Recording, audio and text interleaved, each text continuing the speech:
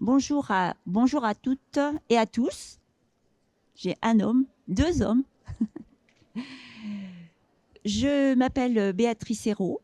Peut-être que certaines me connaissent. J'ai travaillé une dizaine d'années pour Quitmania.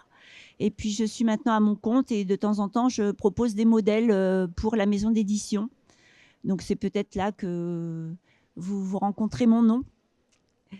Donc, aujourd'hui, Carole m'a demandé de vous présenter les gabarits qui sont vendus par la société pour réaliser les quilts qui sont proposés soit dans le magazine Quiltmania ou que vous pouvez découvrir dans les expositions aujourd'hui.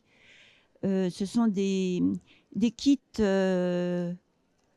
complets avec à l'intérieur les gabarits acryliques et tous les gabarits carton pour pouvoir réaliser de la coupe sélective ou de la méthode ou le montage à l'anglaise.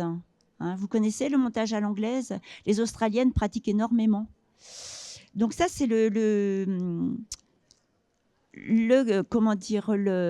kit qui est pour réaliser le patchwork que vous avez derrière, qui s'appelle The Hands of Little Hadlow, qui a été réalisé par Margaret Mew, dont l'exposition se trouve ici.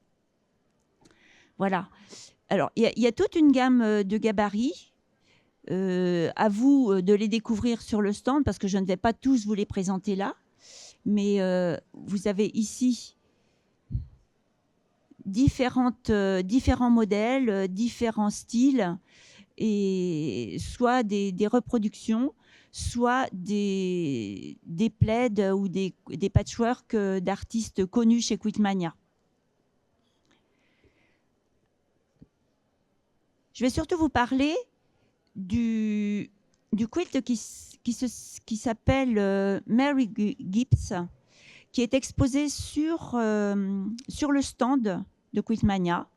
C'est une grande pièce pour lequel Quiltmania a préparé tout un carnet explicatif avec les schémas, les explications, les gabarits à papier à la fin, mais bon, juste comme ça, papier.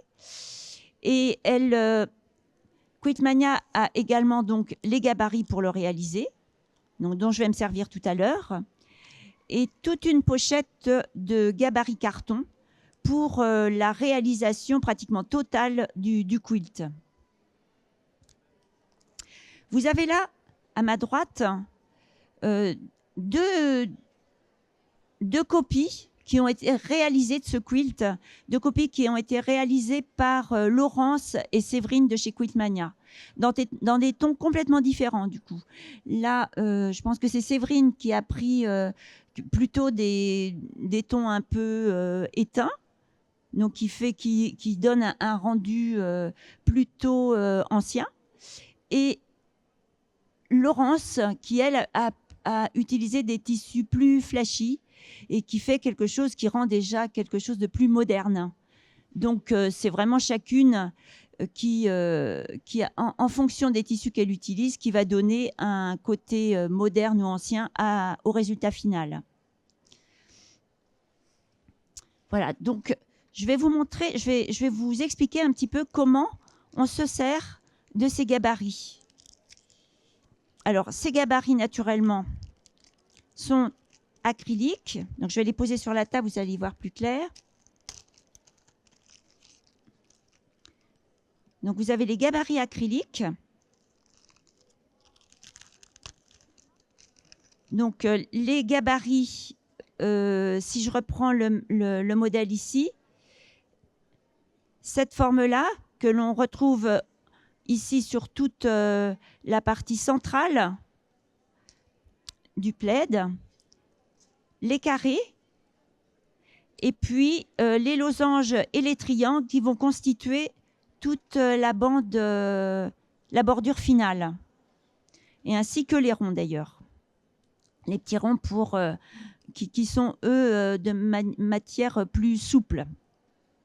Vous avez également, dans la pochette qui est là, je vous disais tout à l'heure, tous les cartons pour réaliser la méthode à l'anglaise. Donc ça représente un certain nombre et ma foi, de les avoir prédécoupés comme ça, c'est vraiment très très pratique parce que je ne sais pas si vous avez fait déjà de la méthode anglaise, mais quand il faut, même du pied C, quand il faut préparer tous les gabarits, c'est hyper long, quoi. De les découper dans le carton, dans le Bristol, etc. Là, la pochette, elle est complète, donc c'est hyper chouette. Et puis, si ça ne vous sert pas à réaliser ce quilt-là, ça vous servira à en réaliser un autre de toute manière. Hein. Parce que là, les gabarits que je vous présente là peuvent bien sûr servir pour un autre patch. Donc, si je reprends ces acryliques, vous allez voir qu'ils sont constitués donc d'un tracé interne qui correspond à la forme finale du gabarit, à la taille finale. Vous avez des trous donc pour marquer les repères et vous avez la marge de couture qui est donc ajoutée tout autour. Donc là, c'est vraiment le gabarit complet. Vous avez sur certains triangles, alors peut-être pas sur cette pochette-là, mais sur certains triangles, vous avez là une flèche qui vous indique le droit fil, comment poser le gabarit sur le tissu de façon à ce que votre bloc, au final, soit bien, ait bien la forme voulue, qu'il ne soit pas déformé. Parce que vous savez que sur les bords, enfin les pièces qui se trouvent sur le bord d'un bloc, en général, il vaut mieux que le droit fil soit sur le bord du bloc. Sinon, il va tout se déformer. Hein. Si par exemple, alors là, si ici par exemple, on a des triangles et je ne vais pas mettre le biais sur cette partie-là, hein, je vais plutôt le mettre ici pour avoir le droit fil du tissu toujours posé sur la bordure ici, hein, sur le bord, sur l'extérieur de la bande ou du bloc que vous ajoutez. Parce que sinon, ça déformera tout. Donc ça, le droit fil, c'est important. Voilà, donc si je vous fais une petite démo, là par exemple, j'ai commencé à réaliser ce quilt-là, mais avec des tissus complètement différents, pour vous dire qu'on peut faire quelque chose de très moderne ou très, très flashy, très fleuri, en fonction des tissus que vous choisissez. Donc ici, j'ai fait de la coupe sélective parce qu'en fait, je vais surtout vous montrer comment faire de la coupe sélective avec ces gabarits-là. Voilà, donc j'ai commencé. Je vais poursuivre. Donc je vais reprendre. Quelques-unes ont déjà réalisé de la coupe sélective dans du tissu, non? Je suis partie de ces deux tissus-là.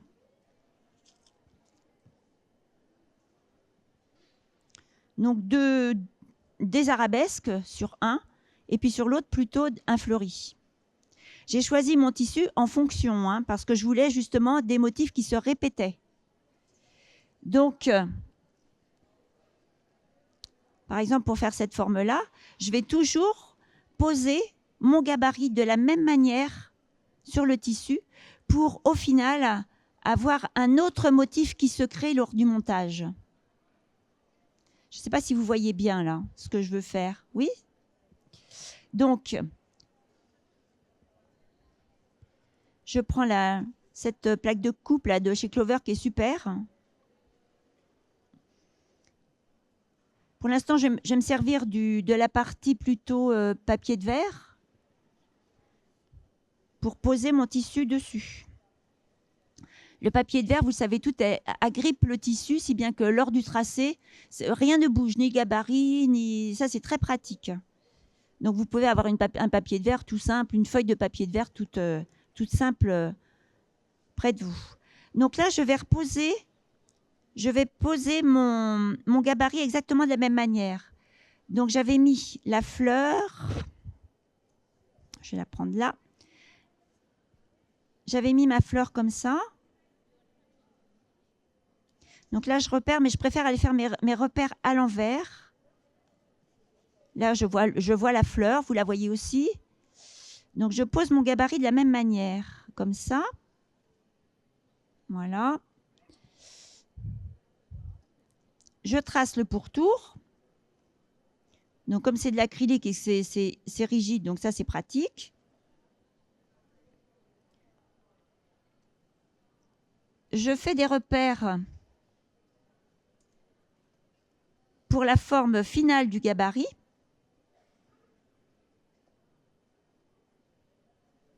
Voilà. Et là, donc, j'ai mon pourtour, donc avec la marge de couture, et j'ai mes repères qui sont bien présents sur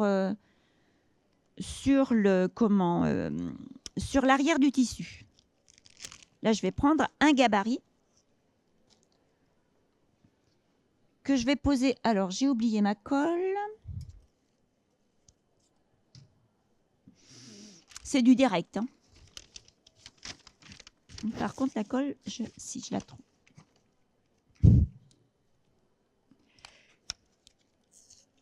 Donc, parce que pour réaliser de la coupe sélective et pour réaliser du montage à l'anglaise, moi, j'aime bien la colle. Je trouve ça super pratique. Donc, je le dispose bien, comme ça, hein, pour savoir si j'ai bien reproduit ma forme. Je découpe forcément sur le tracé extérieur pour conserver une marge.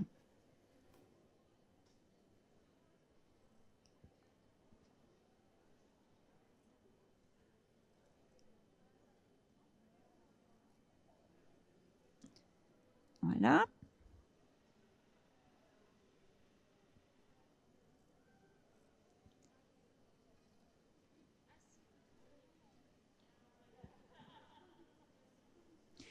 Alors, c'est vrai que le choix des tissus sont importants, mais vous pouvez très bien utiliser ces gabarits et faire du montage à l'anglaise sans forcément faire de coupe sélective. Parce que si vous regardez les patchworks qui sont là, il n'y a pas forcément eu de coupe sélective. Donc, ils peuvent aussi servir sans coupe sélective.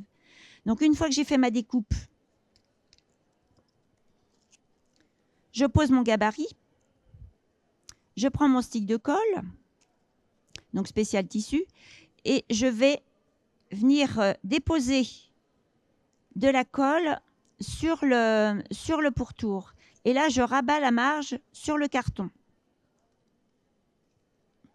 Les Australiennes travaillent beaucoup avec cette technique-là. Alors, il ne faut pas que je décale. Je fais attention de garder mes repères.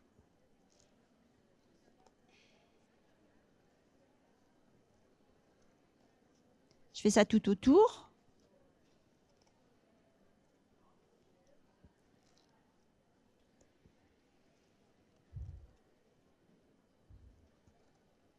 Voilà. Et là, théoriquement, si j'ai bien fait ce qu'il fallait, je me retrouve à pouvoir compléter le motif que j'avais commencé. Et ça me recrée l'effet kaléidoscope. Enfin, vous pouvez faire plein d'effets comme ça, sympas. Donc, si je fais le carré, ben, je m'y prends exactement de la même manière. Hein, je prends le carré, je marque les repères. Je vais vous en faire un, comme ça, je vais vous montrer l'assemblage après. Je vous fais rapidement un carré. Donc, le carré, même chose. Je repère la même... alors, je m'y étais prise, je l'avais prise comme ça. Alors, vous allez me dire, on gaspille du tissu. Non, on ne va pas le gaspiller, le tissu, parce que naturellement, tout ce qui reste, vous allez faire des ronds, vous allez faire d'autres pièces avec lesquelles vous n'aurez pas forcément nécessairement besoin de coupe sélective. Vous pourrez l'utiliser autrement, tout ce reste de tissu. Donc là, je fais pareil. Donc, j'ai fait le pourtour. J'ai fait mes points. Je découpe.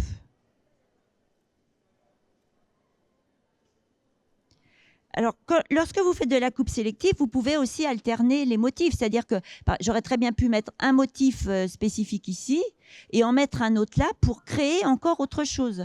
Par exemple, je pourrais très bien tourner ça, ça donnera moins, mais je pourrais peut-être faire quelque chose comme ça.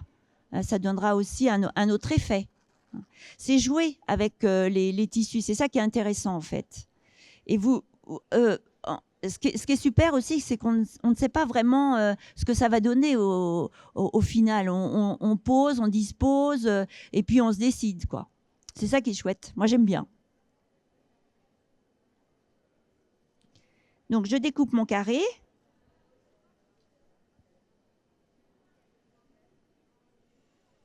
Alors, naturellement, ces gabarits-là, ils vont pouvoir vous servir aussi pour de l'appliqué traditionnel. C'est-à-dire que vous allez préparer vos formes, pareil, sur le carton. Vous allez bien repasser. Et puis, soit retirer le carton tout de suite ou, et coudre votre pièce appliquée bien repassée en place. Soit, moi, ce que je fais en général, c'est que j'applique ma pièce qui est prête, celle-ci, par exemple, je l'applique, je laisse le carton et j'évide l'arrière après de mon fond de patchwork pour retirer le carton.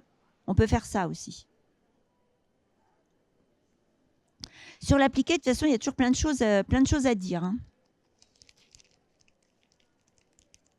Donc là, je prends pareil, je fais pareil, je monte mon gabarit derrière, j'en colle les marges.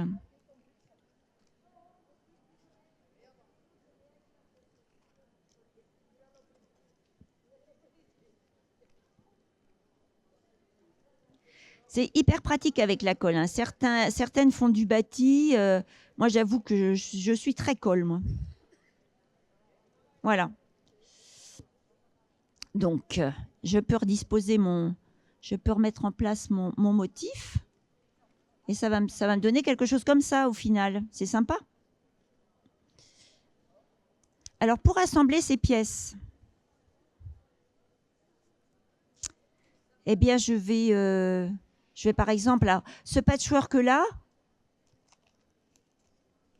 alors je vais vous montrer le schéma, ça va être plus simple.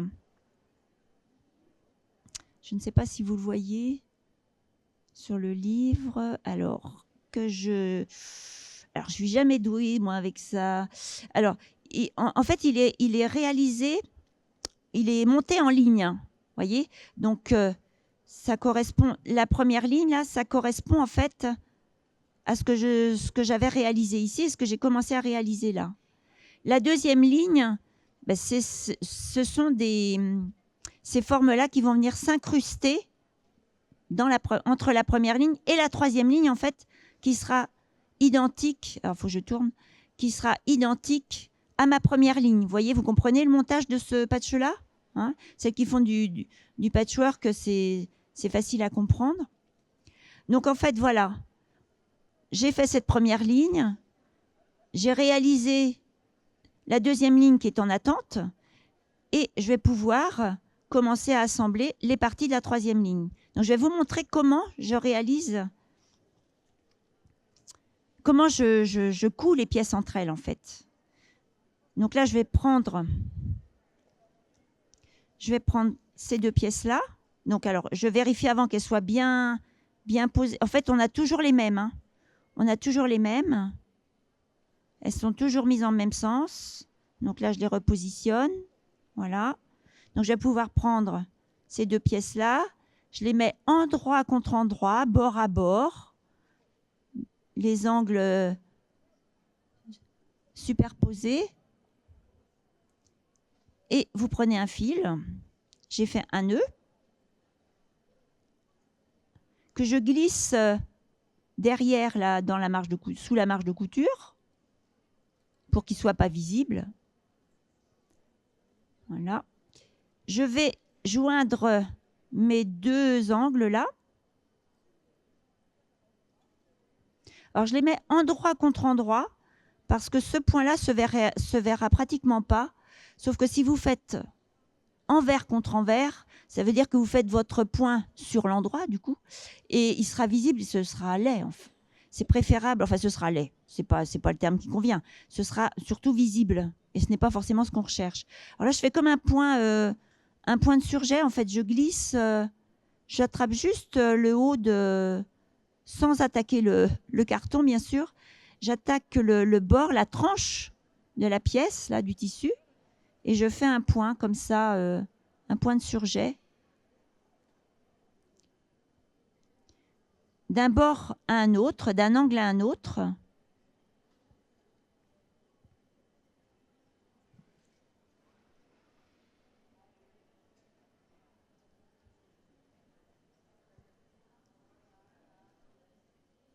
Bon, je vous le fais là,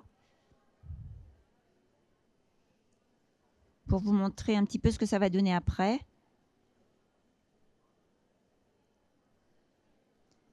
Alors, je vous le disais, hein, ces gabarits sont utiles aussi. Quand vous faites du patchwork, vous faites du piécé, de l'appliqué, du montage à l'anglaise. Enfin, ces gabarits-là vous serviront pour n'importe quel quilt. Vous pouvez les intégrer dans tous vos quilts, en fait. Et ce qui est intéressant, surtout là, pour ce modèle-là, entre autres, c'est que tous les cartons sont prédécoupés, enfin sont découpés, et que vous avez en plus le carnet pour les explications, pour le réaliser sans problème. C'est très bien fait, c'est en français. Peut-être qu'il existe il y a la version anglaise, pardon, dessus aussi, donc pour celles qui le souhaitent. Donc voilà. Et à la fin, là, je ne fais pas de nœud, je fais quelques points les uns sur les autres pour finaliser, pour consolider le point d'arrêt. Je coupe. Alors, avant de couper, je vais ressortir sous la marge aussi, de façon à ce que le fil, à un moment donné, ne réapparaisse pas. Le petit fil, l'extrémité. Voilà. Et quand vous ouvrez, eh bien, votre point ne paraît pas pratiquement. Donc, ça me permettra donc de pouvoir coudre de l'autre côté et ensuite de pouvoir... Alors, la couture ici, ce sera pareil. Hein. Pour incruster cette pièce-là, vous viendrez mettre endroit contre endroit. Vous allez coudre d'ici à là. Ensuite, ce sera cousu ici. Vous pourrez basculer la pièce pour venir coudre ces deux côtés-là ensemble. Et toutes vos pièces, vous allez les coudre ainsi, en conservant les cartons. La méthode à l'anglaise, on laisse tous les cartons pratiquement jusqu'à la fin. Sauf au milieu, on peut les enlever, mais il faut vraiment que sur le bord, vous ayez toujours les cartons. Parce qu'en fait, c'est on n'ira pas appliquer ça quelque part. En fait, c'est le corps de votre patchwork. Hein. Vous les retirerez simplement quand tout l'ensemble sera assemblé. Et quand votre bordure sera posée. Vous les retirerez, vous mettrez votre molleton, votre doublure et vous quilterez comme habituellement. Ça, c'est la méthode à l'anglaise que les Australiennes, je vous disais, utilisent énormément. Quand on voit par exemple le petit panneau de Brigitte Giblin qui est là sur son mur, sur le mur d'accueil, là, eh bien, c'est fait à la méthode anglaise. Et certainement, si vous allez voir de plus près, vous allez certainement aussi avoir de la coupe sélective. Je vous conseille vraiment de faire un tour, par exemple, dans son exposition, parce que Brigitte Giblin fait beaucoup de sélections comme ça dans les tissus. Et ça apporte un plus au patchwork. Avez-vous des questions à poser sur tout ça? Ces gabarits, on les retrouve au stand. Comment je fais pour enlever les cartons? C'est tout simple. Parce qu'en fait, comme c'est de la colle qui est temporaire, il suffit juste, avec la pointe de ciseau derrière, ou même avec les ongles, de repousser les marges et vous récupérez les cartons. Ils ne sont pas collés autrement. Vous les récupérez autrement et vous pouvez même les réutiliser. C'est ça l'avantage. C'est que vous pouvez les réutiliser. Donc, prenez soin de les retirer délicatement et de les remettre dans leur pochette. Hein.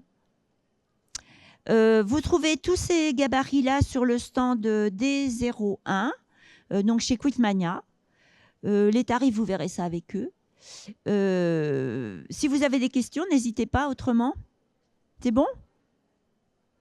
Vous pouvez les utiliser pour tout, pour l'appliquer, pour le piécer, pour préparer vos gabarits, vos piécés, enfin toutes les formes nécessaires, enfin qui sont dans le quilt, dans le kit, pardon, pour réaliser votre quilt. Voilà.